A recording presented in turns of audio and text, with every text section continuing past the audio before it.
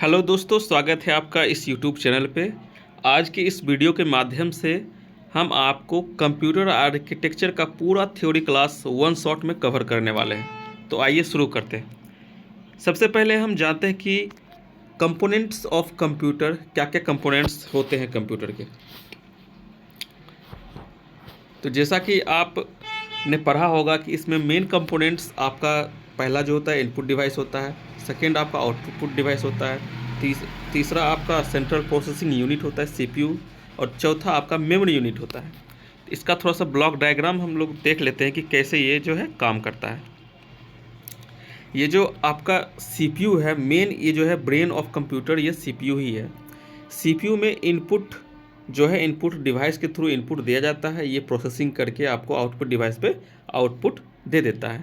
बाकी यहाँ पे जो मेमोरी होता है वो मेमोरी का यूज करता है कि कौन सा कब मेमोरी यूज होगा, रजिस्टर्स कब यूज होगा, ये सब जो है इस सीपीयू के का ही जो है पार्ट है, ये काम करता है। अब सीपीयू के क्या क्या कंपोनेंट्स हैं उसके अंदर हम लोग आगे डिस्कस करेंगे, जैसे कि कंट्रोल यूनिट है, आपका एएलयू है, आपका रजिस्टर्स है। ये सब के बारे में ये वन बाय वन हम लोग डिस्कशन आगे करेंगे। तो ये आपका कंप्यूटर आर्किटेक्चर का बेसिक्स जो है ब्लॉक डायग्राम था। तो हम सबसे पहले अब देख लेते हैं सीपीयू, सेंट्रल प्रोसेसिंग यूनिट। ये जो नोट्स बनाया हुआ है ये हमने खुद से बनाया है, इसलिए सबसे बेस्ट नोट्स हमें जो है आपको प्रोवाइड कर रहा हूँ इस वीडियो के माध्यम से। तो सबसे पहले हम लोग सीपीयू के बारे में बात करते हैं। सीपीयू को सेंट्रल प्रोसेसिंग यूनिट कहा जाता है। इसका जो फुल फॉर्म होता है सेंट्रल प्रोसेसिंग यूनिट होता है। इसको ब्रेन ऑफ कंप्यूटर सिस्टम भी बोला जाता है। इसको क्या बोला जाता है? तो ब्रेन ऑफ कंप्यूटर सिस्टम बोला जाता है। अब इसके अंदर क्या पार्ट्स हैं, इसका क्या वर्किंग है, ये भी देख लेते हैं। It consist set of registers, arithmetic and control circuits together interpret and execute instruction in assembly language। इसके जो ये जो कंसिस्ट करता है, ये आपका रजिस्टर्स कंसिस्ट करता है, और अर्थमेटिक एंड लॉजिकल जो यूनिट्स होता है जिसको हम एएलयू बोलते हैं, उसको ये इसके अंदर रहता है। और टुगेदर इंटरप्रेट एंड एग्जीक्यूट, ये सब मिल करके जो है कोई भी इंस्ट्रक्शन जो दिया जाता है उसको इंटरप्रेट करता है और एग्जीक्यूट करता है। उसको किस लैंग्वेज में? तो असेंबली लैंग्वेज में इसको एग्जीक्यूट करता है। सीपीयू जो प्रोसेसिंग अंदर करता है वो असेंबली लैंग्वेज में ही करता है, आपका हाई लेवल लैंग्वेज में नहीं करता है। It is fabricated as a single IC integrated circuit. एक इंटीग्रेटेड सर्किट पे एज ए इंटीग्रेटेड सर्किट ये जो है फैब्रिकेट किया जाता है, बना हुआ होता है।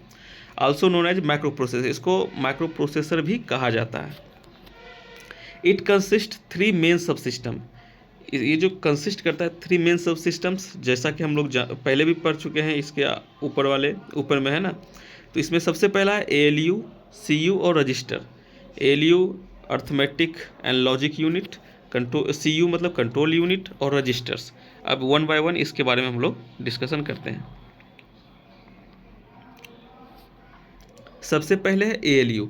एएलयू का फुल फॉर्म आप लोग जानते ही हैं, अर्थमेटिक लॉजिक यूनिट होता है। तो it perform arithmetic and logical operations, ये arithmetic and logical operation perform करता है। ALU uses registers to hold data that is being processed.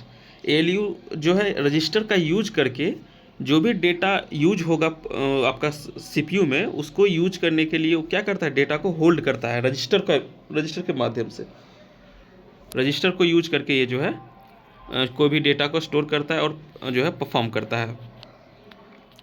ALU uses a special registers called accumulator that store intermediate result। ALU के पास एक special register होता है जिसको कि हम लोग एक्यूमुलेटर कहते हैं। एक्यूमुलेटर में ही जो इंटरमीडिएट रिजल्ट होता है वो स्टोर किया जाता है। जैसे अगर आप ऐड कर रहे हैं तो दो नंबर्स जो ऐड होकर जो रिजल्ट आएगा, इंटरमीडिएट रिजल्ट जो आया वो किस में स्टोर होता है? तो एक्यूमुलेटर में स्टोर होता है।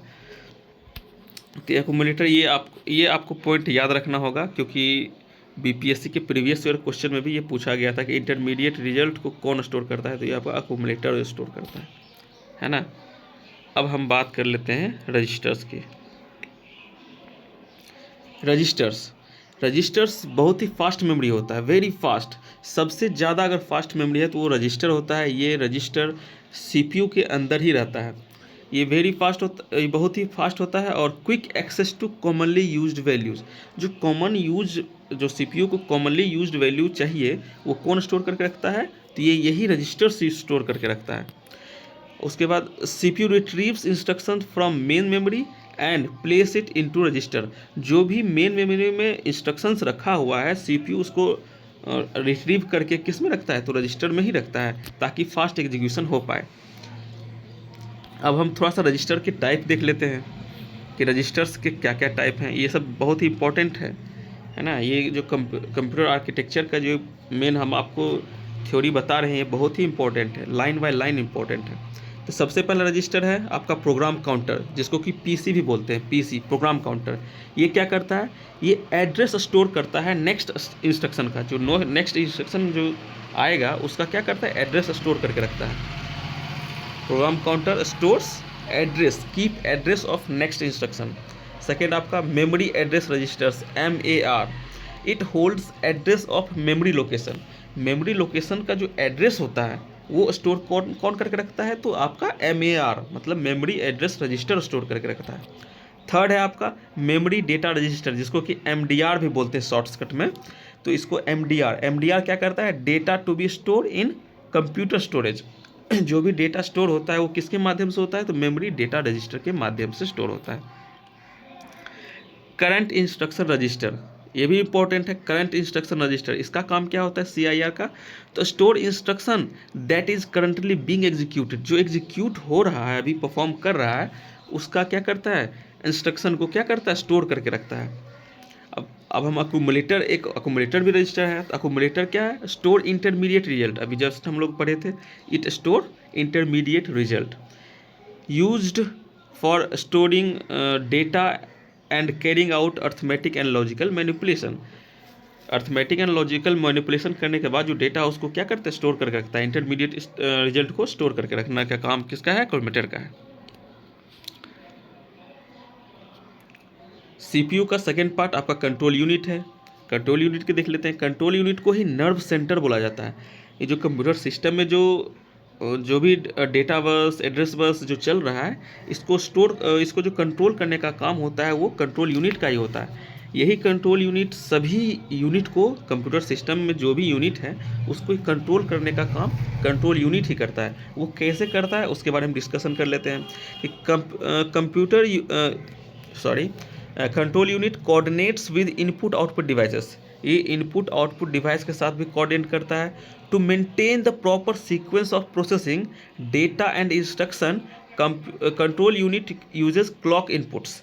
ये जो आपका लाइन लिखा गया, इसी से क्वेश्चन आया था प्रीवियस ईयर में। क्या लिखा है, फिर से एक बार पढ़ लेते हैं। To maintain the proper sequence of processing data and instruction, control unit uses clock inputs. Clock input का यूज़ करके ही कंट्रोल यूनिट क्या करता है, सीक्वेंस ऑफ प्रोसेसिंग और डेटा और इंस्ट्रक्शन का क्या करता है, प्रोसेसिंग करता है सीक्वेंस। जैसे कोई भी इंस्ट्रक्शन आप पहले दिए तो पहले एग्जीक्यूट होगा, जो बाद में दिए हो बाद में एग्जीक्यूट होगा। क्यू में जो चला जाता है वो उसका कैसे होता है, इसी वजह से होता है, क्योंकि सीक्वेंस से जो है क्लॉक इनपुट्स लेकर के ही, उसमें टाइमिंग जो रहता है उसका क्लॉक इनपुट्स लेकर के ही उसको पता चलता है कि कौन सा जो है इंस्ट्रक्शंस पहले आया था और कौन सा पहले जो है बाद में आया था। उस हिसाब से ये क्या करता है, उसको सीक्वेंस को, प्रोसेसिंग और डेटा इंस्ट्रक्शन को क्या करता है, प्रॉपर सीक्वेंस में उसको जो है प्रोसेसिंग करता है। कहता है कि इसमें अगला पॉइंट है कि control unit fetch instruction store in main memory, identify operation and device involved in it and accordingly generate control signals. Control unit क्या करता है, कंट्रोल यूनिट फेच करता है इंस्ट्रक्शन को जो कि मेन मेमोरी में स्टोरेज है ना, मेन मेमोरी में स्टोर है, उसको इंस्ट्रक्शन को फेच करता है और आइडेंटिफाई करता है कि इसमें क्या ऑपरेशन करना है और कौन कौन से डिवाइस इसमें इन्वॉल्व होगा, उसको जो है इसके बारे में जान लेता है। उसके बाद अकॉर्डिंगली, उसी के अकॉर्डिंग जो है ये आपका क्या करता है, कंट्रोल सिग्नल्स को जनरेट करता है। इसको कंट्रोल सिग्नल्स को जनरेट करता है कि हाँ, इस ऑपरेशन में मेरा ये डिवाइस इन्वॉल्व रहेगा, ये बस इन्वॉल्व रहेगा, डेटा बस इन्वॉल्व रहेगा, एड्रेस बस इन्वॉल्व रहेगा कि इस एड्रेस से हमको इस डेटा को लेना है ना। तो इस टाइप से ये कंट्रोल यूनिट वर्क करता है।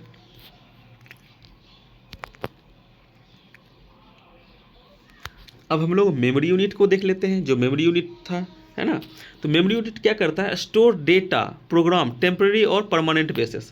ये मेमोरी यूनिट क्या करता है, स्टोर करता है डेटा का प्रोग्राम को टेम्पररी और परमानेंट बेसिस। अगर आप सेकेंडरी मेमोरी देखा जाए तो वो आपका परमानेंट स्टोरेज है, और ये रैम देखा जाए तो वो आपका क्या है, आपका टेम्पररी स्टोरेज है। तो इसी टाइप से वर्क करता है। मेमोरी के बारे में आगे डिस्कशन हम लोग करेंगे। Input data to be processed is brought into main memory before processing. अगर आपका सेकेंडरी मेमोरी में भी डेटा स्टोर है, लेकिन उस प्रोसेसिंग से पहले मेन मेमोरी में ही जो है वो आएगा, उसको लाया जाएगा। किसके थ्रू, तो सीपीयू अपना वो जो है अपना मैनेज करता है ना। तो ये क्या करेगा, ओह सॉरी, ये आपका जो भी सेकेंडरी स्टोरेज में आपका डेटा स्टोर है, अगर इंस्ट्रक्शन स्टोर है, वो अगर आपका एग्जीक्यूट होगा तो सबसे पहले मेन मेमोरी मतलब रैम में आएगा, तभी प्रोसेसिंग होगा। रैम में आने से क्या होता है, वो फास्ट हो जाता है ना, क्योंकि रैम के पास डेटा रहेगा, तुरंत फटाफट वो जो है कैलकुलेशन और एग्जीक्यूशन कर लेगा। बस अब हम लोग थोड़ा सा बस के बारे में जान लेते हैं कि जो कंप्यूटर के अंदर जो बसेस होता है, जो वायर्स होता है, वो किस तरह से काम करता है, उसको क्या क्या काम रहता है, किसका एड्रेस का काम रहता है, कौन सा डेटा जो है लेता है, उसके बारे में हम लोग थोड़ा सा जान लेते हैं। तो बस क्या होता है, तो collection of wires through which data is transmitted in computer from one place to another place. Bus क्या है, बस एक तरह से ये अगर कंप्यूटर के अंदर देखा जाए तो बहुत सारे वायर्स गए रहते, उसमें रहते हैं बहुत सारे वायर्स।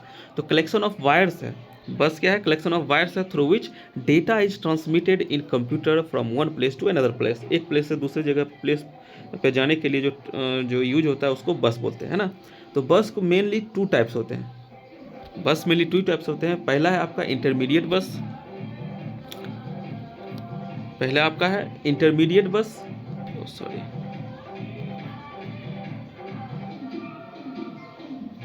पहला आपका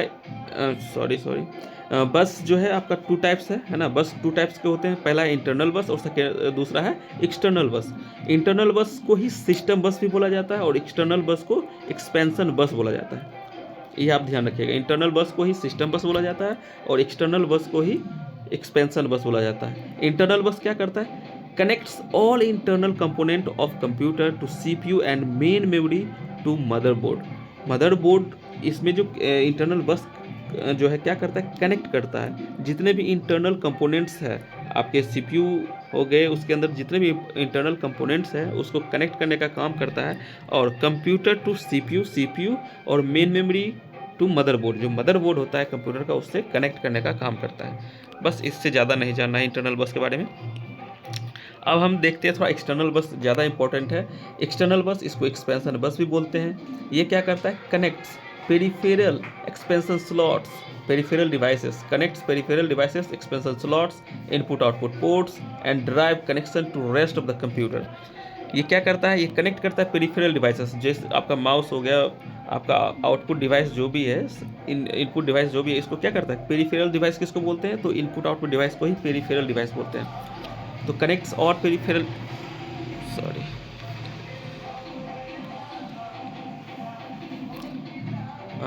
connects all peripheral devices expansion slots, जो स्लॉट्स रहता है जिसमें पोर्ट रहता है, जो जिसमें कि हम लोग प्रिंटर का पोर्ट्स रहता है या फिर आपका यूएसबी पोर्ट्स रहता है, इस सब को कनेक्ट करने का काम करता है।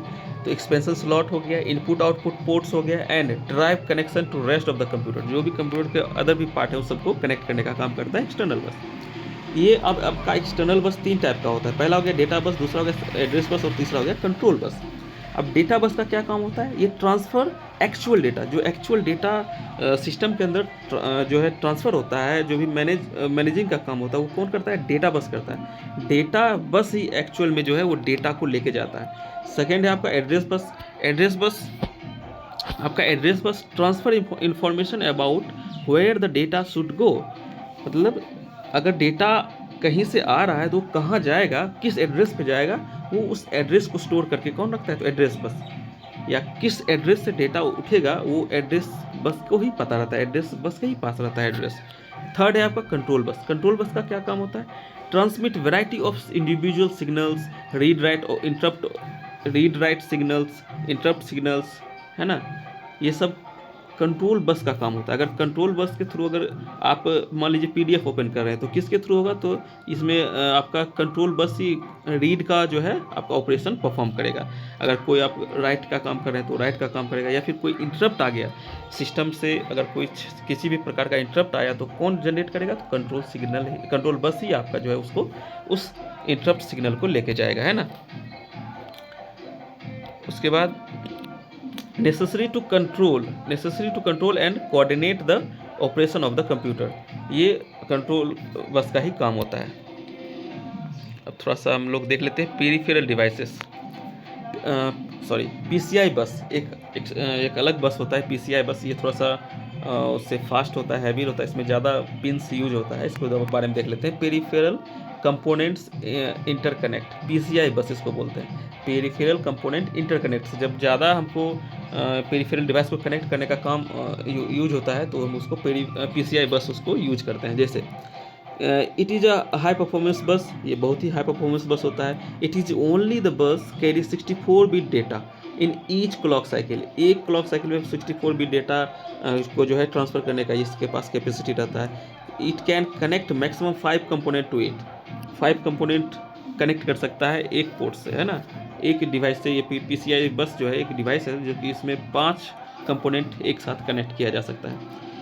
It can transfer more than 1 signals through 1 pin, अगर इसके पास एक पिन है तो एक से ज़्यादा सिग्नल्स को वो ट्रांसफ़र कर सकता है। इसके पास ये कैपेसिटी होता है PCI बस की, इसीलिए इसको हाई परफॉर्मेंस बस बोला जाता है, PCI बस को। अब थोड़ा सा हम लोग जो इनपुट डिवाइस के बारे में बात कर लेते हैं। ये आप लोग को पता ही होगा, लेकिन थोड़ा सा बात करते हैं इनपुट डिवाइस को। जो भी हम इनपुट कंप्यूटर को देते हैं, इनपुट डिवाइस के थ्रू देते हैं, उसमें माउस हो गया, आपका जॉयस्टिक हो गया, लाइट पेन हो गया, MICR हो गया, magnetic ink character recognition, MICR, आपका OCR हो गया, ऑप्टिकल कैरेक्टर रिकॉग्निशन, OMR हो गया, ऑप्टिकल मार्क रीडर। OMR का फुल फॉर्म होता है ऑप्टिकल मार्क रीडर। जो भी हम लोग जब पेपर देते हैं तो OMR सीट ही भरते हैं, तो OMR सीट कैसे रीड किया जाता है, तो ऑप्टिकल मार्क रीडर, जो भी आप हम लोग उस पर जो है मार्क देते हैं तो वो उसको ऑप्टिकल रीड कर लेता है, ये OMR सीट को, है ना। अब थोड़ा सा इनपुट आउटपुट कम्युनिकेशन देख लेते हैं। जैसे अगर मान लीजिए ये प्रोसेसर है, ये आपका CPU है, तो उसमें इनपुट आउटपुट कैसे कम्युनिकेट करेगा उसके बारे में थोड़ा सा देख लेते हैं। तो सबसे पहला है आपका इनपुट आउटपुट मॉड्यूल। सबसे पहले जो चलता था वो इनपुट आउटपुट मॉड्यूल चलता था। उसके बाद आपका प्रोग्राम इनपुट आउटपुट आया। उसके बाद आपका इंटरप्ट्स के थ्रू आया, इंटरप्ट मॉड्यूल आया, है ना। तो ये सब के बारे में हम लोग डिस्कस करेंगे 1 बाय 1। तो सबसे पहले देख लेते हैं इनपुट आउटपुट मॉड्यूल, इसमें क्या सही था क्या गलत था इसके बारे में देख लेते हैं। It is a mediator between processor and input output devices. It is a mediator, input output module जो है मीडिएटर का काम करता था प्रोसेसर और इनपुट आउटपुट डिवाइसेस के बीच में। जैसे ये प्रोसेसर है और हमारा इनपुट आउटपुट डिवाइस है, तो इसके बीच में क्या करता था, एक मॉड्यूल की तरह काम करता था, एक मीडिएटर की तरह काम करता था। It control data exchange between external devices and main memory. Main memory और एक्सटर्नल डिवाइस के बीच में ये आपका जो है कंट्रोल करने का काम करता था। लेकिन ये थोड़ा सा ज़्यादा प्रॉब्लम था। ये आपको याद रखना है इनपुट आउटपुट मॉड्यूल के लिए। ये आपका control data exchange between external device and main memory और एक्सटर्नल डिवाइस के बीच डेटा एक्सचेंज को जो है वो कंट्रोल करता था इनपुट आउटपुट मॉड्यूल। अब हम देख लेते हैं program input output. Programmed input output में क्या था, data transfer direct control of processor. Program input output में क्या था कि प्रोसेसर के अंडर, डायरेक्ट कंट्रोल के अंडर आपका जो है डेटा का ट्रांसफ़र होता था। इससे दिक्कत क्या होता था कि प्रोसेसर बार बार जो है चेक करते रहता था इनपुट आउटपुट डिवाइस को कि रेडी है कि नहीं है, डेटा ट्रांसफ़र होने के लिए रेडी है कि नहीं है। इसमें ये दिक्कत होता था। तो इसमें यही है कि कंटिन्यूस वेटिंग कॉल्ड पुलिंग। जब प्रोसेसर कंटिन्यूस वेट करते रहता था इनपुट आउटपुट डिवाइस को के लिए कि मतलब ये रेडी है कि नहीं है, तो उसी को हम लोग पुलिंग बोलते थे। जो टाइमिंग लगता था उसको क्या बोलते थे, पुलिंग बोला जाता है। Continuous processor when processor continuous waiting called polling for the input output device ready. देख लेते हैं अगला point. The processor must check input output device continuously so can not do other task. जब ये आदमी इसी में व्यस्त रहेगा कि मतलब इनपुट आउट डिवाइस रेडी है कि नहीं है, उसी में चेक करते रहेगा, बार बार चेक करते रहेगा, तो वो अपना काम कब करेगा। इसीलिए कहा कि हमेशा ये processor must check input out device continuously so can not do other task, hence it is inefficient method. ये स्लो मेथड है, इनएफिशिएंट मेथड था ये। उसके बाद input output operation completely controlled by CPU and CPU spend most of the time for the device to become ready. Input output operation completely controlled by CPU and CPU spend most of the time for the device to become ready. Device हमेशा check ही करते रहता था CPU कि device ready है कि नहीं है data transfer करने के लिए, तो ये अपना अदर टास्क नहीं कर पा रहा था, इसलिए ये स्लो प्रोसेस है ना, और इसको जो है इनएफिशिएंट मेथड है, इसको उतना यूज नहीं किया गया। अब थर्ड आता है इंटरप्ट ड्रिवेन इनपुट आउटपुट। इसमें क्या था कि इंटरप्ट ड्रिवेन इनपुट आउटपुट में ये था कि any event that cause temporary transfer of control of CPU from executing task to new program by sending interrupt signal. जब कोई इवेंट्स को परफॉर्म कर रहा होता है आपका जो है सीपीयू, तो यदि मान लीजिए उससे हाई प्रायोरिटी का कोई टास्क आ जाता है, तो उसको परफॉर्म करने के लिए पहले आपको सीपीयू के पास एक इंटरप्ट आएगा कि जो है हाई प्रायोरिटी का टास्क हमारे पास आया है, तो पहले उसको एग्जीक्यूट करना होगा। तो ये पहले उसी को new program by sending interrupt signal, interrupt इसको भेजा जाता है सीपीयू को कि मतलब नया टास्क आ गया, वो जो है आपका हाई प्रायोरिटी का है। Interrupt driven interrupts are primarily issued on. Interrupt किस पे इशू कब इशू हो सकता है, ये इसमें इस पॉइंट पे लिखा गया है कि सबसे पहले इसमें initiation of input output operation. यदि इनपुट आउटपुट ऑपरेशन का इनिशिएट हो रहा है तब इंटरप्ट भेजा जाता है, और सेकेंड है कि जब कंप्लीट हो जाएगा तब भेजा जाता है, और थर्ड है आपका occurrence of hardware and software errors. यदि हार्डवेयर और सॉफ्टवेयर का एरर्स हो गया है तब भी इंटरप्ट के थ्रू उसको सिग्नल्स दिया जाता है। अब फोर्थ जो सबसे मेन इंपॉर्टेंट है आपका डीएमए, डायरेक्ट मेमोरी एक्सेस। ये डीएमए सबसे बेस्ट जो है आपका इसमें माना जाता है। आपका डीएमए, इस चीज़ पे क्वेश्चन भी आया था पिछली बार। DMA direct memory access, DMA क्या है, direct device directly communicate with memory and keep CPU free for other task. ये डायरेक्टली मेमोरी के साथ जो है कम्युनिकेट करता था डीएमए, और उसके बाद सीपीयू को फ्री छोड़ दिया कि आप अपना जो भी टास्क आप करिए, और बाकी जो भी इनपुट आउटपुट्स जो मेमोरी से जो डीलिंग करना होगा वो हम करेंगे, डीएमए करेगा, और बाकी सीपीयू जो है वो सीपीयू के पास वो सिग्नल भेजेगा, लेकिन वो उसको फ्री छोड़ देता है कि आप अपना टास्क करिए, हम आपका जो है टास्क परफॉर्म करेंगे अलग से। तो डीएमए के लिए क्या, डायरेक्ट मेमोरी एक्सेस करने के लिए आपको जो है एक कंट्रोलर यूज होता है जिसको कि डीएमए कंट्रोलर बोला जाता है। DMA controller is a device that facilitate data between input output and memory. ये डीएमए कंट्रोलर ही है जो कि फैसिलिटेट करता है डेटा को between input output and memory और इनपुट आउटपुट के बीच में जो डेटा का ट्रांसफ़र करने का जो काम करता है वो डीएमए कंट्रोलर का ही काम करता है। वो कैसे करता है उसके बारे में भी जान लेते हैं। 2 methods by which DMA transfer is done. सबसे पहला क्या होता है, साइकिल स्टीलिंग। साइकिल स्टीलिंग में क्या होता है, साइकिल स्टीलिंग में क्या होता है कि data transfer is done when CPU is busy in other task. ये सीपीयू कोई और टास्क कर रहा है, लेकिन उस टास्क के दौरान ही ये जो है एक साइकिल की जो साइकिल चलता है उसी के दौरान ही ये अपना डेटा को ट्रांसफ़र कर लेता है डीएमए कंट्रोलर। ये होता है, उसको बोलते हैं साइकिल स्टीलिंग, कि सीपीयू अपना साइकिल में जो काम कर रहा है उसी साइकिल में ये भी अपना काम परफॉर्म कर दिया। और सेकेंड होता है आपका बल्क ट्रांसफ़र। बल्क ट्रांसफ़र में क्या होता है कि all data is transfer after DMA acknowledgement. जब डीएमए को एक्नॉलेज मिलता है कि हाँ भाई अब डेटा ट्रांसफ़र कर सकते हैं, मान लीजिए सीपीयू व्यस्त है, जब सीपीयू बिजी है तो उसको ट्रांसफ़र नहीं कर पा रहा है बल्क में ट्रांसफ़र, क्योंकि वो अदर टास्क कर रहा है। उसके लिए अगर बल्क में ट्रांसफ़र करना होगा तो सीपीयू को इधर आना होगा कंट्रोलिंग के लिए। लेकिन उसमें क्या करता है, जब सीपीयू फ्री हो जाता है तब उसमें एक्नॉलेजमेंट भेजता है डीएमए कि भाई कि आप जो है हमको ट्रांसफ़र करने के लिए दीजिए। तो जैसे एक्नॉलेजमेंट मिलता है तो बल्क में ट्रांसफ़र डेटा हो जाता है, बहुत सारा डेटा। तो ये आपका था टोटल, यहाँ तक आपका था। अब हम लोग आप जो भी हम पढ़े हैं इनपुट आउटपुट कम्युनिकेशन 4 प्रकार के थे, वो चारों प्रकार के हम आपको बता दिए हैं। Input output module, program input output. Program input output problem ये था कि ये जो है हमेशा प्रोसेसर चेक करते रहता था इनपुट आउटपुट डिवाइस को कि रेडी है कि नहीं डेटा ट्रांसफ़र के लिए, तो इसके लिए इसको टाइम लगता था, जो है टाइम वेस्ट होता था। उसी को क्या बोलते थे, पूलिंग बोलते थे, है ना, ये continuous waiting called pooling. CPU हमेशा वेट कर रहा है तो टाइम वेस्ट हो रहा है, उसको क्या बोलते हैं, पूलिंग बोलते हैं। Interrupt driven input output, DMA सबसे मेन है आपका, डीएमए डायरेक्ट मेमोरी एक्सेस। आपका इसी से क्वेश्चन भी आया था प्रोग्राम इनपुट आउटपुट से कि पूलिंग क्या होता है ना, या फिर प्रोग्राम इनपुट आउटपुट में जो है ये कौन सा अथी है, इनपुट आउटपुट कम्युनिकेशन है जिसमें कि प्रोसेसर बार बार वेट करता है इनपुट आउटपुट डिवाइस को कंटिन्यूसली कि डेटा ट्रांसफ़र करने के लिए रेडी है कि नहीं है, तो ये आपका इसके लिए है। इंटरप्ट ड्रिवन इनपुट आउटपुट हो गया, आपका डीएमए हो गया। अब हम लोग थोड़ा सा इनपुट आउटपुट चैनल देख लेते हैं, ये भी इंपॉर्टेंट है इनपुट आउटपुट चैनल। तो it provide communication between CPU and all peripheral devices. Input output channel का काम होता है कि कम्युनिकेशन प्रोवाइड करना between CPU and all peripheral devices. It is done by electric cable that carry both data and signals. Electric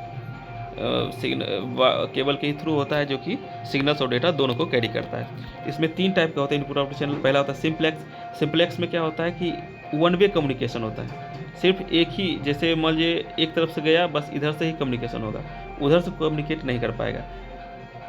दूसरा है half duplex, मतलब one time पे इधर से मैसेज भी गया और उधर से भी मैसेज अगला में आएगी, जैसे वाकी टाकी हुआ, इधर से बोलते हैं तो उधर गया, फिर जब बात कंप्लीट हो जाता है तो उधर से फिर बोलता है तो इधर बात आता है, तो ये हाफ डुप्लेक्स हुआ।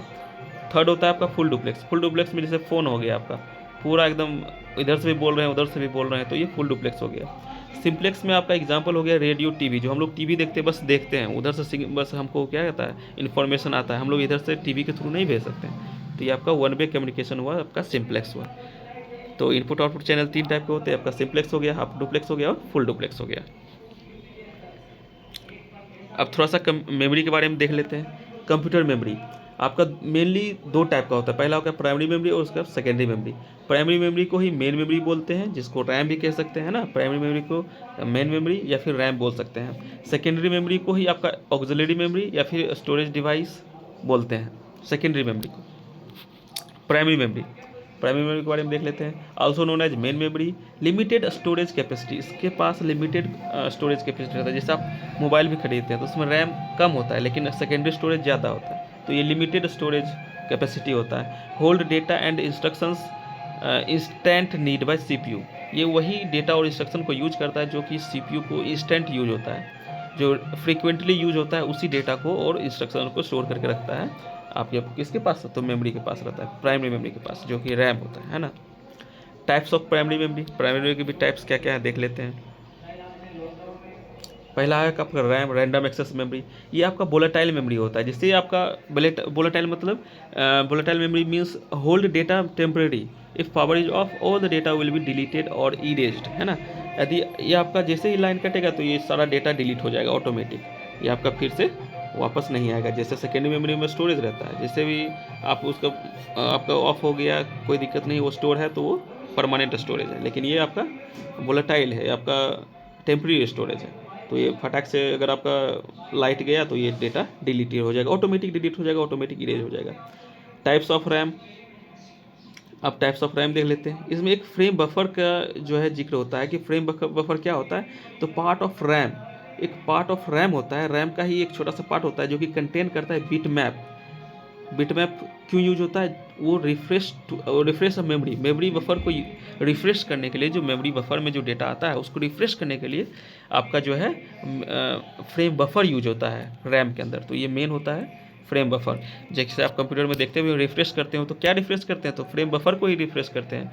फ्रेम बफर रिफ्रेश मतलब आपका जो है उसमें बफर मेमोरी है उसको रिफ्रेश करने का काम करते हैं, ताकि जो भी डेटा अनवांटेड डेटा वो हट जाए और हमारा जो है बफर फ्रेश हो जाए, ताकि कोई भी टास्क आने परफॉर्म करने में दिक्कत ना हो। या फिर पीसी स्लो काम कर रहा है तो उसको रिफ्रेश करने के बाद थोड़ा सा जो है इसी वजह से तेज़ काम करने लगता है, क्योंकि उसका जो बफर भरा रहता है वो खाली हो जाता है। अब टाइप्स ऑफ रैम देख लेते हैं। Types of RAM, S RAM हो गया, स्टैटिक रैम बोलते हैं इसको, है ना। मोर एक्सपेंसिव होता है ये, रिक्वायर्ड मोर पावर होता है, faster than D RAM, D RAM से ज़्यादा फास्टर होता है। डी रैम क्या होता है, तो डायनेमिक रैम होता है, stored information in a cell containing a capacitor and transistor, allow to keep charges and hold data as long as needed. ये समझिए कि जब तक यूज कर सकते हैं उसको स्टोर कर सकते हैं डेटा को। allow to keep charges allow to keep charge and hold data as long as needed। अब हम लोग थोड़ा सा रोम देख लेते हैं। ये भी रैम का ही मतलब प्राइमरी मेमोरी का ही पार्ट होता है रोम भी। रोम ये रीड ओनली मेमोरी होता है, इसमें आप राइट नहीं कर सकते, बस रीड कर सकते हैं। जैसे आपका ओएस जो होता है ऑपरेटिंग सिस्टम, ये आपका रोम में ही जो है इनबिल्ट रहता है, इसको इंस्टॉल किया रहता है। तो इसमें क्या होता है कि इन रोम once data in ROMs once stored data is stored it remain fixed, means cannot be changed। मतलब इसमें एक बार अगर डेटा को स्टोर करा दिया गया है तो ये डेटा फिर डिलीट नहीं होगा, वो फिक्स ही रहेगा। वो जो डेटा है उसी में वही डेटा रहेगा, क्योंकि इसमें राइट तो कर नहीं सकते हैं, सिर्फ रीड कर पाएंगे। उसके बाद ये एक non volatile type of memory होता है, ये डिलीट नहीं होता है कि पावर ऑफ हो गया तो ये डिलीट हो जाएगा, ये आपका स्टोर ही रहता है permanently. Generally it contain startups instruction of the computer system. जो भी बूट मेमोरी होता है सब इसी में यूज होता है ना। जो बूट हम लोग कंप्यूटर सिस्टम को बूट करते हैं ना, तो वो रोम के ही अंदर होता है। जब भी हम लोग कंप्यूटर ऑन करते हैं वो किसके थ्रू होता है, तो रोम में ही जो आपका स्टार्टअप इंस्ट्रक्शन स्टोर रहता है वो आपका एग्जीक्यूट होता है। रोम के टाइप भी हैं, देख लेते हैं। पी रोम प्रोग्रामेबल रोम होता है ना, programmable read only memory. It is capable to programmed after it created, but once if it is programmed then it cannot be erased or deleted। मतलब एक बार जब बन के तैयार होता है तो इसको एक ही बार इसको जो है आप इसका प्रोग्राम कर सकते हैं इसको, इसीलिए जो है इसमें ओएस को प्रोग्राम किया जाता है रोम में। EPROM erasable programmable ROM, erasable programmable ROM. इसमें क्या होता है, डेटा को एक बार इरेज भी कर सकते हैं, इसको थोड़ा सा जान लेते हैं। In this type of PROM, the written instruction can be changed, erased by exposing to ultraviolet lights, and then it can be programmed। मतलब अल्ट्रावायलेट रेज के थ्रू इसको जो है डिलीट करके फिर से इसको यूज किया जा सकता है। थर्ड रोम टाइप का होता है double EP ROM, electrically erasable programmable ROM, can be erased and reprogrammed using an electric charges। Electric charges के थ्रू इसको जो है इरेज किया जा सकता है और रीप्रोग्राम किया जा सकता है बार बार। अब जो दूसरा पार्ट है उसका स्टोरेज डिवाइस या फिर सेकेंडरी मेमोरी, इसको हम लोग देख लेते हैं। It is also known as auxiliary memory. Auxiliary memory इसको बोला जाता है। ये स्लोअर होता है और चीपर होता है, सस्ता भी होता है ना। ये रैम आपका महंगा होता है, जो प्राइमरी मेमोरी होता है वो महंगा होता है, लेकिन ये जो है सेकेंडरी मेमोरी आपका सस्ता होता है, स्लोअर भी होता है और चीपर होता है। ये स्लो काम करता है थोड़ा सा। आप मेमोरी कहीं से अगर डिवाइस में लगाते हो देखते हो वो थोड़ा स्लो काम करता है, आपका इंटरनल मेमोरी की तरह काम नहीं करता है। It is a permanent storage device. Permanent storage device होता है, ये जल्दी डिलीट नहीं होता है इससे, है ना। आप डिलीट डेटा करिएगा तभी डिलीट होगा। नॉन वोलेटाइल टाइप मेमोरी होता है। CPU does not access, CPU important point है, CPU does not access the secondary memory directly, first be copied into RAM, then CPU access copied data through RAM। तो जो secondary memory में data store होता है, चाहे instruction store होता है, उसको रैम डायरेक्टली उससे कनेक्ट नहीं कर पाता, उसे डायरेक्टली एक्सेस नहीं कर पाता है। जब भी वो कॉपी होगा तो उसको क्या करेगा, जब भी यूज करना होगा सेकेंडरी मेमोरी को, जैसे आप फ्री फायर ही खेलते हैं, वो सेकेंडरी मेमोरी में स्टोर रहता है, लेकिन अब जब उसको यूज करना होता है तो वो सेकेंडरी मेमोरी से प्राइमरी मेमोरी आता है पहले। जो भी यूजडेबल पहले रहता है तो वो सबसे पहले रैम में आता है, तो रैम में आने के बाद ही जो है यूज होता है ना।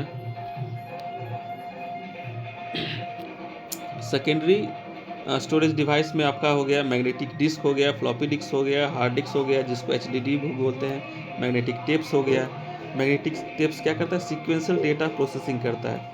ये सीक्वेंशियल डेटा प्रोसेसिंग करता है, आपको रैंडम इसको एक्सेस नहीं कर पाइएगा, ये सीक्वेंशियल चलता रहेगा। ऑप्टिकल डिस्क में क्या क्या होता है, CD हो गया, DVD हो गया, ब्लू रे डिस्क हो गया।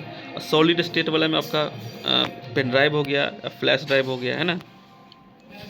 ये आपका मेमोरी था। थोड़ा सा HDD के बारे में देख लेते हैं, हार्ड डिस्क ड्राइव के बारे में। It is a non-volatile random access digitally data storage, storing and retrieving data by rotating disk called platter coated with magnetic tips।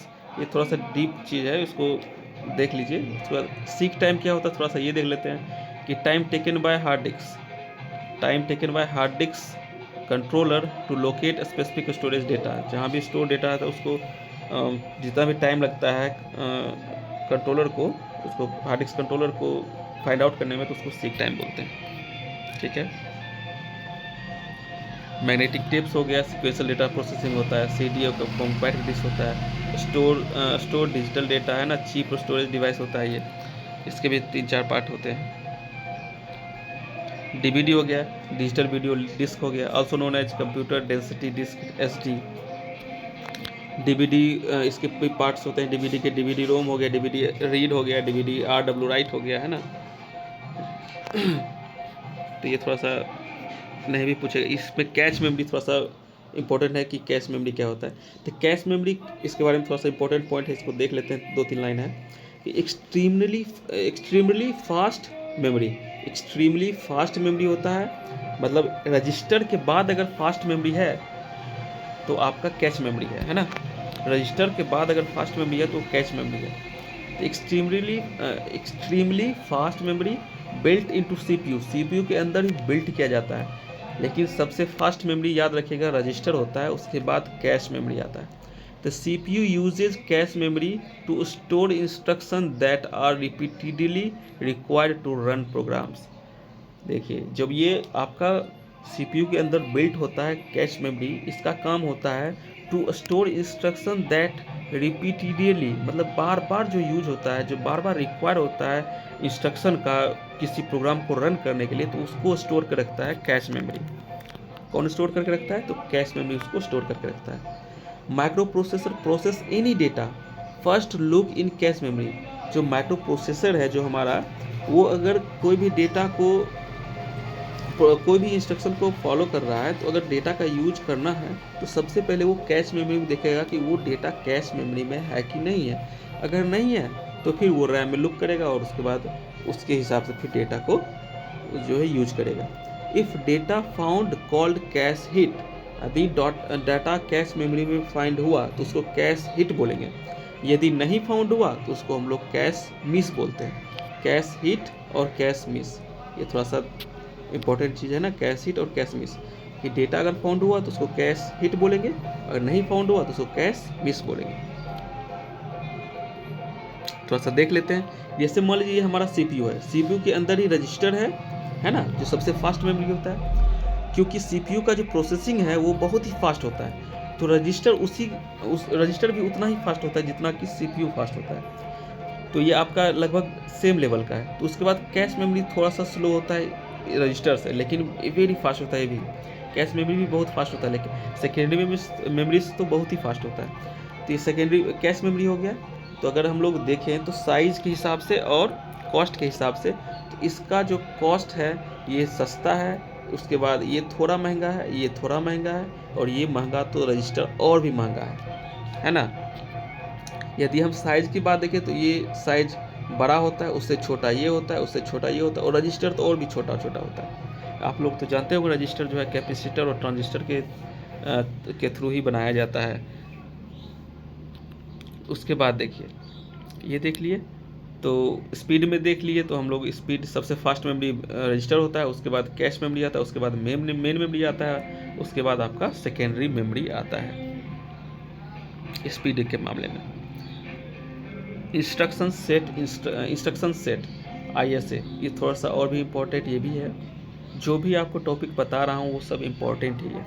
तो instruction set also known as instruction set architecture ISA, group of commands for a CPU in machine language. Group of command होता है CPU के लिए जो कि machine language में होता है। कॉमनली यूज्ड इंस्ट्रक्शन सेट्स, जो कॉमनली यूज होता है वो 3 टाइप का होता है। एक सिस्क हो गया, CISC सिस्क, दूसरा हो गया रिस्क RISC, तीसरा हो गया EPIC।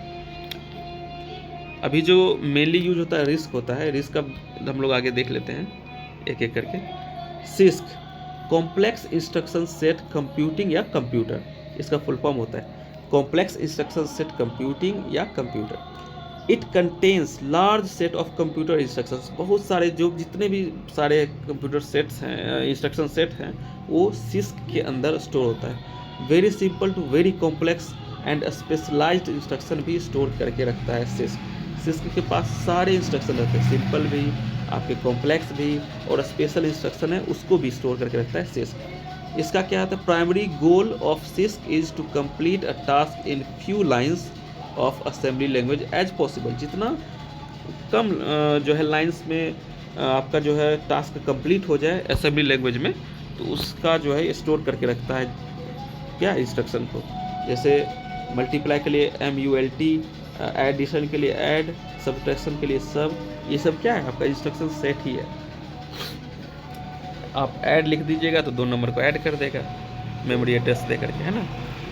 अब दूसरा पे हम आते हैं रिस्क। ये होता है रिड्यूस इंस्ट्रक्शन सेट कंप्यूटिंग है कंप्यूटर। रिस्क को फुल फॉर्म जो होता है वो होता है रिड्यूस इंस्ट्रक्शन सेट कंप्यूटिंग और कंप्यूटर। ये क्या होता है, limited number of instruction set होता है, इसमें लिमिटेड होता है, ज़्यादा उसमें नहीं कि पूरा जितना भी इंस्ट्रक्शन है सब स्टोर करके रखते हैं, नहीं, इसमें लिमिटेड रहता है, limited number of instruction set होता है। It is design to perform smaller type of computer instruction so it operate at high speed. तो इसका मतलब ये हुआ कि आपका जो रिस्क है वो डिज़ाइन इसलिए किया गया है कि छोटे छोटे जो टास्क है उसको परफॉर्म करने के लिए, उसको ऑपरेट करने के लिए, ताकि जल्दी जल्दी काम हो, है ना, एक ही क्लॉक साइकिल में काम हो जाए, तो उसके लिए जो है ये रिस्क जो है बनाया गया। It performs millions of instructions पर सेकेंड, मिलियंस ऑफ इंस्ट्रक्शन को पर सेकेंड ये परफॉर्म कर सकता है रिस्क, इसका ये पावर है। आजकल यही रिस्क यूज होता है कंप्यूटर डिवाइस में, है ना। पिछली बार ये पूछा भी गया था रिस्क डिवाइस के, रिस्क का फुल फॉर्म पूछा गया था, तो आप याद रखिएगा, है ना। और उसमें लिमिटेड इंस्ट्रक्शन सेट होता है, सिस्क में आपका सारे इंस्ट्रक्शन सेट होते हैं, लेकिन इसमें जो है लिमिटेड होते हैं।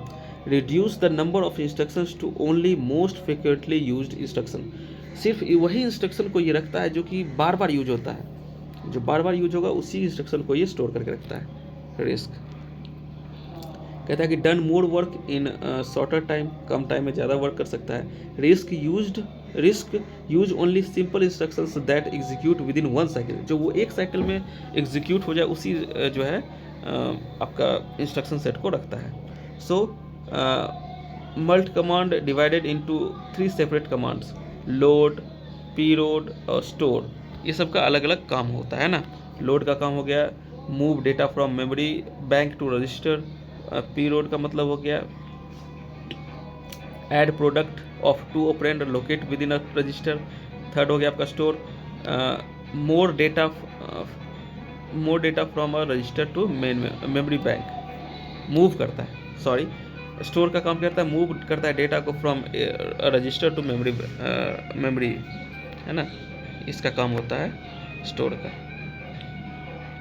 अब थोड़ा सा हम लोग देखते थे इपिक के बारे में। EPIC explicitly parallel instructions computing या कंप्यूटर, पैरेलल इंस्ट्रक्शन को यूज करने के लिए कौन सा होता है, इपिक यूज होता है। ऑपरेंड जानते हैं कि जो भी ऑपरेंड डेटा होता है आपको जो भी परफॉर्म करता है ऑपरेशन में, जो ऑपरेंड यूज होता है उसको देख लेते हैं थोड़ा सा कि the operand is also called data, जो डेटा को ही ऑपरेंड बोलते हैं। It may be address, number, characters, logical data, strings, etc., कुछ भी हो सकता है आपका ऑपरेंड। आपका एड्रेस भी हो सकता है, क्योंकि एड्रेस जब दीजिएगा तो उस एड्रेस पे जो भी डेटा होगा स्टोर होगा उसको ले आएगा। नंबर्स भी दे सकते हैं, कैरेक्टर्स भी दे सकते हैं, और उसको लॉजिकल डेटा जो भी होता है स्ट्रिंग्स सब इसको यूज करता है, और उसको ऑपरेंड्स बोलेंगे, है ना। टाइप ऑफ ऑपरेंड्स आपका एड्रेस हो गया, नंबर्स हो गया, कैरेक्टर्स हो गया, लॉजिकल डेटा हो गया। ऑपरेशंस, क्या क्या ऑपरेशंस परफॉर्म कर सकता है कंप्यूटर, तो operations is nothing just processing, data processing. Data processing क्या क्या हो सकता है, डेटा ट्रांसफर हो सकता है, data to be transfer from one register to another register, arithmetic हो गया, ऐड हो गया, सब्ट्रैक्ट हो गया, मल्टीप्लाई हो गया, डिवाइड हो गया। लॉजिकल ऑपरेशंस क्या क्या हो सकते हैं, बिट डीलिंग हो गया, आपका बूलियन ऑपरेशंस हो गया, आपका जो भी है ऐड और नॉट, एक्सऑर, है ना, सब कन्वर्जन हो गया, binary to decimal, decimal to binary, या फिर जितने भी कन्वर्जन है इसको हम आने वाले समय में DLD में ये सब भी कवर करने वाले हैं 1 शॉर्ट्स वीडियो में। आप आगे देखिएगा, वीडियो आएगा, अपलोड होगा इस चैनल पे।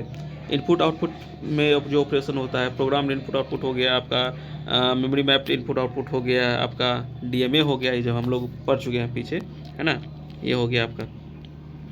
सिस्टम कंट्रोल हो गया, reserved used by OS. System control में कुछ जो इंस्ट्रक्शन होता है वो सिस्टम के लिए, ऑपरेटिंग सिस्टम के लिए स्टोर किए रहते हैं, वो हम यूज़ नहीं कर पाइएगा। जब भी वो यूज करेगा वो ऑपरेटिंग सिस्टम ऑटोमेटिक यूज करेगा उसको, है ना।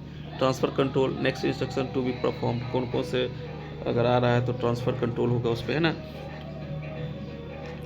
Machine instruction also called assembly language program, है ना, ये असेंबली लैंग्वेज प्रोग्राम होता है। इंस्ट्रक्शन क्या होता है, जैसे आपका कोई भी इंस्ट्रक्शन वो उसमें इंडिविजुअल, जैसे आप हाई लेवल लैंग्वेज में भी कोई भी प्रोग्राम लिखते हैं तो वो मशीन लैंग्वेज कुछ वर्ड को ही समझता है, उसी से वो समझ जाता है कि हाँ आप ये परफॉर्म करना चाह रहे हैं। तो इंस्ट्रक्शन जो होता है वो मेनली आपका क्या होता है, असेंबली लैंग्वेज ही होता है। It includes some instructions for various operations. Translations is done by special program called assembler. Assembler क्या करता है, ट्रांसलेशन का काम करता है असेंबली लैंग्वेज को मशीन लैंग्वेज में। असेंबलर क्या करता है, असेंबली लैंग्वेज को मशीन लैंग्वेज में कन्वर्ट करने का काम करता है। आपका ये सब इंस्ट्रक्शन हो गया, ये सब। रजिस्टर ए मतलब अकोमुलेटर होता है, ए मतलब अकोमुलेटर, है ना। Register A is special purpose register called accumulator. Addressing mode describe how operand are used in the instructions. Instruction में जो भी ऑपरेंड होता है कैसे यूज होता है उसके बारे में इंस्ट्रक्शंस एड्रेसिंग मोड ही बताता है। Use to define address of data. अब इसके बहुत सारे टाइप्स होते हैं एड्रेसिंग मोड के आपको, जैसे कि इंटरमीडिएट एड्रेसिंग मोड हो गया, आपका रजिस्टर एड्रेसिंग मोड हो गया, आपका डायरेक्ट एड्रेसिंग मोड हो गया, है ना, आपका डायरेक्ट एड्रेसिंग मोड हो गया, indirect register indirect addressing mode हो गया, आपका इम्प्लिसिट एड्रेसिंग मोड हो गया, ऑटो इंक्रीमेंट डिक्रीमेंट हो गया, आपका रिलेशन एड्रेसिंग मोड हो गया, इंडेक्स एड्रेसिंग मोड हो गया, बेस एड्रेसिंग मोड हो गया। ये थोड़ा सा जनरल पर्पज जो है जनरल रजिस्टर ऑर्गेनाइजेशन देख लेते हैं। तो during execution of a program data values data value या फिर रिजल्ट हो गया, रिटर्न एड्रेस जो एड्रेस रिटर्न होता है ना, partial result are store in memory location. Access the memory is most time consuming operation in a computer. Accessing memory is most time consuming operation in computer. CPU या फिर microprocessor can access data store in register more quickly than memory location. यदि CPU किस में access कर सकता है data store को, जैसे अगर आप रजिस्टर में है तो जल्दी एक्सेस करेगा क्योंकि CPU में ही रजिस्टर इनबिल्ट रहता है, तो उसमें जो भी डेटा रहेगा तो उसको तो जल्दी एक्सेस कर लेगा, है ना। रजिस्टर या फिर रजिस्टर टू रजिस्टर जो ऑपरेशन होता है वो भी फास्टली एग्जीक्यूट होता है। Due to faster execution in register the intermediate data is store in the register, so it is easily to CPU access their data and perform operations. Register में जो भी डेटा है उसको एक्सेस करके वो जल्दी टास्क को परफॉर्म कर सकता है। अब हम लोग इंस्ट्रक्शन जो भी होता है उसका साइकिल क्या होता है, कैसे परफॉर्म होता है वो थोड़ा देख लेते हैं। इंस्ट्रक्शन साइकिल में क्या होता है कि represent sequence of events that execute. Sequence को कैसे सीक्वेंस फॉलो होता है इसको देख लेते हैं। Program is executed in computer by going through a cycle for each instruction. कैसे हर एक इंस्ट्रक्शन साइकिल फॉलो होता है वो देख लेते हैं। इसको बोलते हैं इंस्ट्रक्शन फेच एग्जीक्यूट साइकिल, है ना।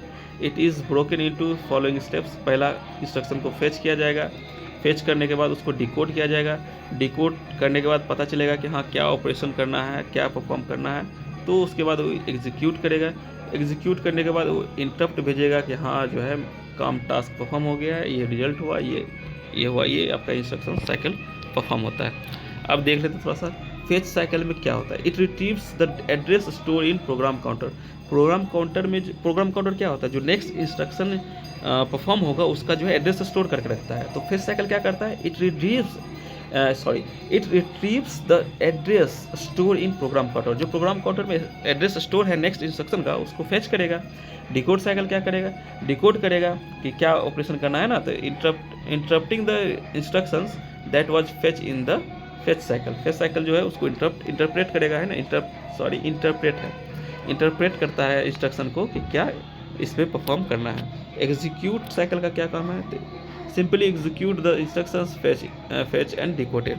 जो डिकोड किया गया, फेच किया गया, उसको जो फेच किया गया है इंस्ट्रक्शन वो डिकोडेड किया गया कि हाँ इसमें ये परफॉर्म करना है, तो सीधा एग्जीक्यूट कर देता है। उसके बाद आपका आता है इंटरप्ट साइकिल। इंटरप्ट साइकिल क्या कहता है, occur any time during the program execution. Program execution के दौरान कभी भी इंटरप्ट साइकिल परफॉर्म हो सकता है। मान लीजिए कहीं एरर ही आ गया हो आउट ऑफ, जैसे मान लीजिए आपने 1/0 को परफॉर्म करने के लिए किया, लेकिन ये तो इनफाइनाइट हो जाएगा, ये तो एरर दे देगा। जैसे फेच किया कि हाँ हमको जो डिवाइड करना है, तो ये तो फेच कर लिया, लेकिन जैसे एग्जीक्यूट करेगा तो उसमें एरर आ जाएगा। तो कभी भी इंटरप्ट आ सकता है, इनिशिएशन के समय भी आ सकता है, एग्जीक्यूशन के भी दौरान आ सकता है, या फिर परफॉर्म करने के बाद तो आपको इंटरप्ट देगा ही कि हाँ भाई परफॉर्म हो गया है टास्क। इंस्ट्रक्शन फॉर्मेट क्या हो सकता है, 3 एड्रेस इंस्ट्रक्शन फॉर्मेट हो सकता है, जिसमें कि आपका ऑपकोड होता है, हायर बाइट ऑफ एड्रेस होता है और लोअर बाइट ऑफ एड्रेस होता है।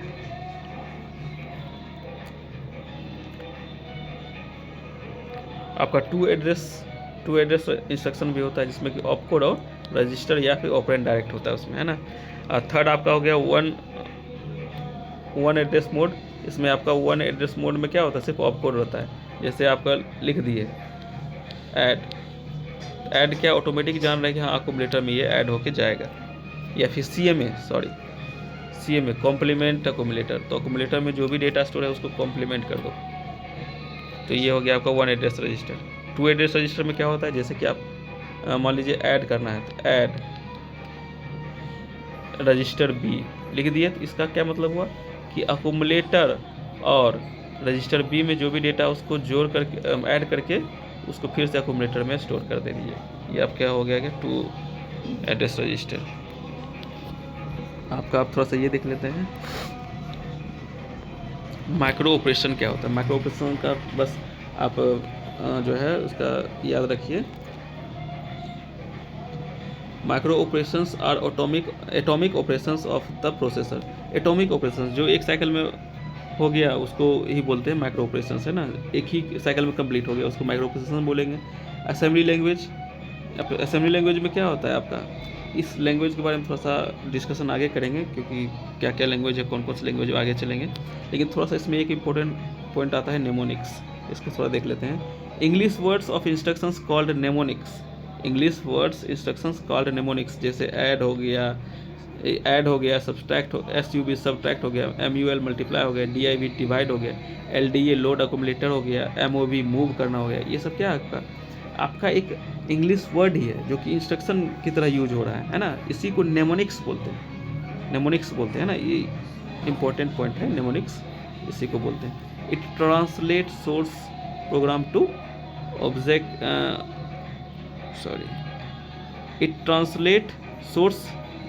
टू ऑब्जेक्ट कोड में कन्वर्ट करने का काम करता है।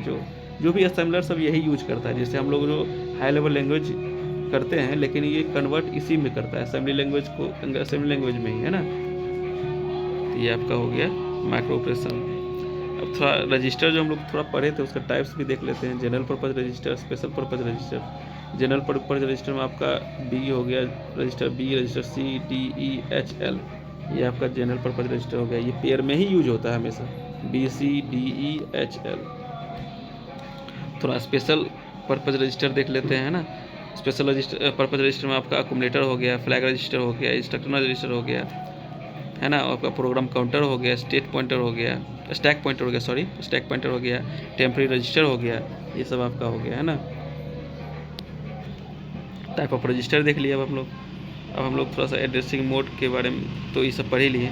तो ये आपका जो था ये कंप्यूटर आर्किटेक्चर का पूरा 1 शॉर्ट्स वीडियो था। अगर आपको अच्छा लगा हो तो बिल्कुल आप इस चैनल से जुड़ें, क्योंकि आने वाले वीडियोज़ में, आने वाले दिनों में सारे जो भी टॉपिक्स हैं, जो भी बीपीएससी में पूछा जा रहा है, उस हर एक चैप्टर को, हर एक यूनिट को हम जो है आपका थ्योरी क्लास के माध्यम से इसी तरह से आपको जो है इस चैनल के माध्यम से अपलोड किया करेंगे। ठीक है, मिलते हैं अगले वीडियो में।